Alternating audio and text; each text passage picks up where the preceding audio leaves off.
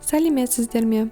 Бүгін мен сіздерге дәмі керемет, бетіне шоколад жағылған печеньенің рецебін ұсынатын боламын. Ыдысқа сары май мен қантты салып, миксермен немесе венчикпен араластырамыз.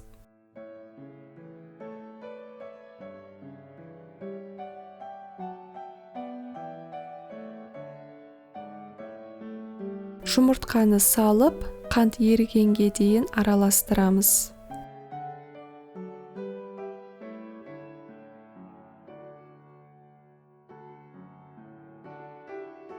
Миксерді тоқтатып, үстіне разрыхлитель, какао және ұнды салып, қолмен илейміз.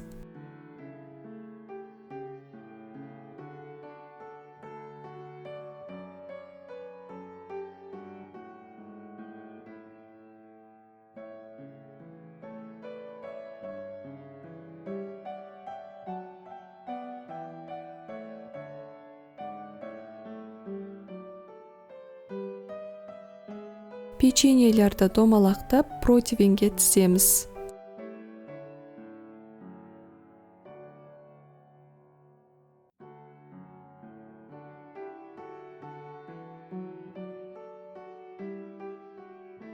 Енді шоколадты ерітіп, печеньелердің үстіне жағамыз.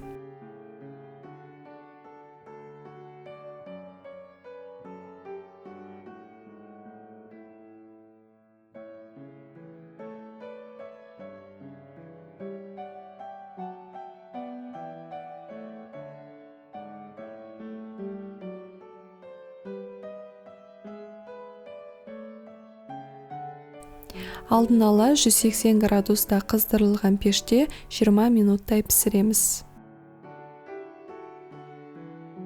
Печеньелер дайын.